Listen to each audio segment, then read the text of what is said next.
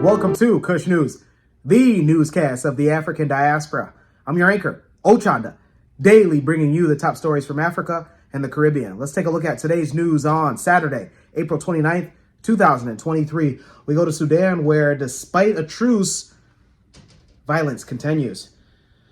Heavy explosions and gunfire have rocked Khartoum, Sudan's capital, and other cities, despite the extension of a truce between the country's two top generals. After 2 weeks of skirmishes that have turned Khartoum into a war zone, a group of international mediators, including the African and Arab nations and the United Nations, the pressure for the rival generals to enter talks continues. So far, they've managed to achieve only a series of temporary ceasefires that have failed to stop clashes, but enough to create a zone where thousands of Sudanese flee to safer areas, mainly Chad and Egypt. In a sign of persistent chaos, Turkey has said that one of its evacuation planes was hit by gunfire outside of Khartoum on Friday. There were no casualties, though. Fierce clashes with frequent explosions and gunfire continued Friday in the upscale neighborhood of Khartoum called Kafauri, where the military warplanes bombed its rivals. Clashes also reported around the military's headquarters. The Republican Palace is what it's called. Doctors in the Sudanese capital has said that the Rapid Support Force has been abducting medical personnel to treat its wounded fighters. One doctor came forward and stated that the Sudanese healthcare workers were warning them not to wear medical uniforms or to hand over identification listing medical professions in case that fighters stopped them on the street. Over the past 14 days of pummeling each other, the military led by General Abdel Fattah al-Burhan and the Rapid Support Force led by General Mohammed Hamdan, aka Hameti, have failed to reach a deal where they meet eye to eye. World powers have struggled to get them together and to silence the weapons even for nominal truces. A bloc of East African nations has put forward an initiative for the two sides to hold talks. Burhan on Friday had ruled out negotiations with Hameti, accusing him of orchestrating a rebellion against the state. Hameti, stated by Burhan, wants to rule Sudan and seize all of its resources to magnify his wealth. Both Burhan and Hameti have been involved in crushing pro-democracy activists. Together, they pushed out civilians for an interim government in a coup back in 2021. The former allies fell out in recent months over a dispute onto instigating and initiating the Rapid Support Force into the national military. The rivals began the battles in the streets with artillery, barrages, airstrikes, and gunfights. Many have left Khartoum into the northern borders of Egypt through Port Sudan into the Red Sea. Around 40,000 South Sudanese, Ethiopians, Eritrean refugees have been living in the capital of Khartoum and have fled Khartoum. Many are now sheltering in refugee camps in the White Nile. Those who remain in Khartoum have been living rapidly in deteriorating conditions, mostly trapped inside their homes for days, with water, food, and other services becoming scarce. Fighters roam the streets of the capital and other cities, looting and destroying homes, shops, businesses, and even open-air markets. So over 500 people, including civilians and combatants, have been killed since April 15th when the fighting began, and over 4,000 have been wounded. The evacuations from other nations come at a time where armed fighters rampage through the city and battling each other, killing dozens and looting shops and homes. Those in Sudan, especially in the Khartoum, let us know and keep us continued with your guys' situation. And those who have gotten the ability to go to Chad or Egypt, reach out to Kush News. We want to know your condition firsthand. Let's stay in East Africa and go to Congo. The Kenyan commander of the regional force deployed to the Democratic Republic of Congo cited safety reasons before jetting back to Nairobi. The commander of the East African Regional Force has quit recently. General Commander Jeff Nyaga has announced the quitting of the command of the force.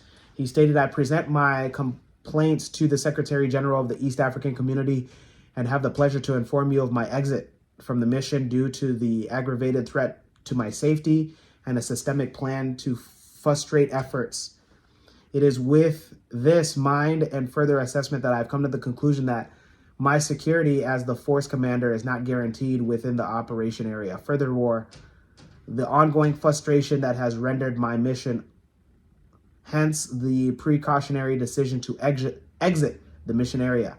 General Naga has also noted that there has been negative media campaign against him, as well as a written document accusing him and the East African Regional Force that he commands over complacency in regards to handling M23. He also accused the DRC government of pushing to have the forces command rotated every 3 months, a thing that he says that he has taken no part of. He also accuses the capital Kinshasa establishment of failing to pay administrative costs such as accommodating for staff officers, electricity, and salaries for civilians. East African countries, including Kenya, Burundi, Uganda, South Sudan, have sent troops through the East African Regional Force to Democratic Republic to help maintain peace threatened by M23. Those in Congo and those of the East African region, let us know your thoughts on the commander quitting here this week. Let's go to the Caribbean. In Kingston, Jamaica, there have been a expo that have been held. The International Trade Center brings 2 brands of the largest trade show in the Caribbean for better business and investment opportunities. The International Trade Center and the Caribbean partners are participating in the Expo Jamaica going on from April 27th to April 30th to trigger market interest in the latest sustainable coconut brands and products. The expo is hosted by the Jamaican Manufacturers and Exporters Association and sponsored by the Ministry of Industry, Investment, and Commerce. It's the largest trade show in the Caribbean and engages a wide range of industries, including manufacturing, cosmetics, pharmaceuticals, and agro-processing. The event has registered over 21,000 consumers, almost 670 buyers, and over 200 exhibitors.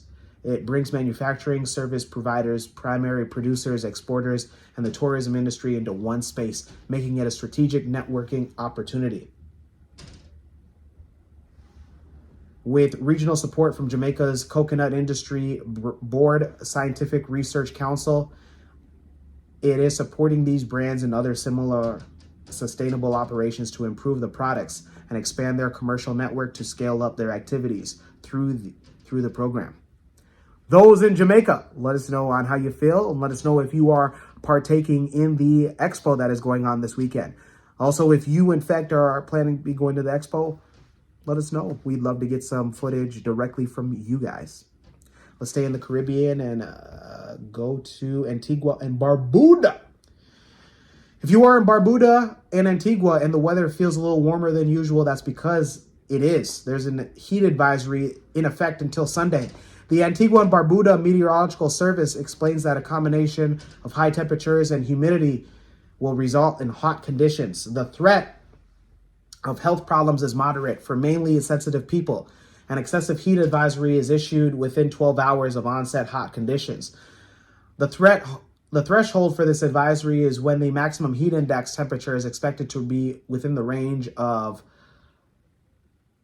38 to 41 Celsius to 100 degrees Fahrenheit for any length of time for 2 or more consecutive days.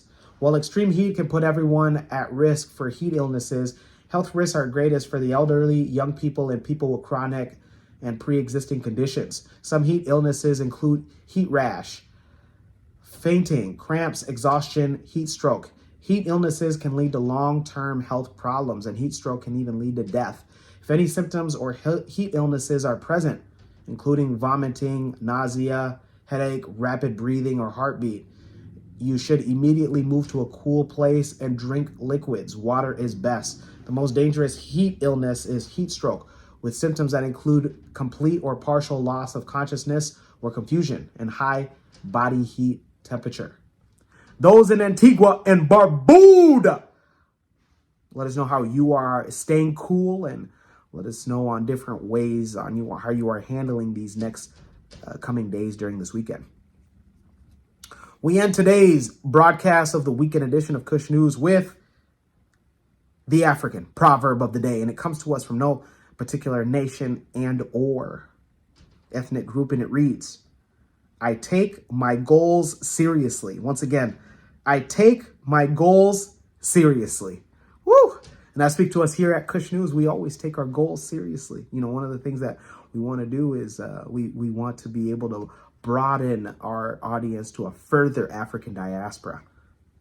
Let me know your interpretations of the African proverb of the day, as well as your thoughts, questions, comments, and concerns on the top stories. Don't forget to like, subscribe, hit that notification bell for today and any other time that we are uploading material. Also, feel free to follow us on Twitter. That's Kush_News1. Again, that's Kush_News1. In the upcoming weeks, we want to hold weekly weekend Twitter spaces. For Kush News on Kush Convos TV, I'm Ochanda. We'll see you soon.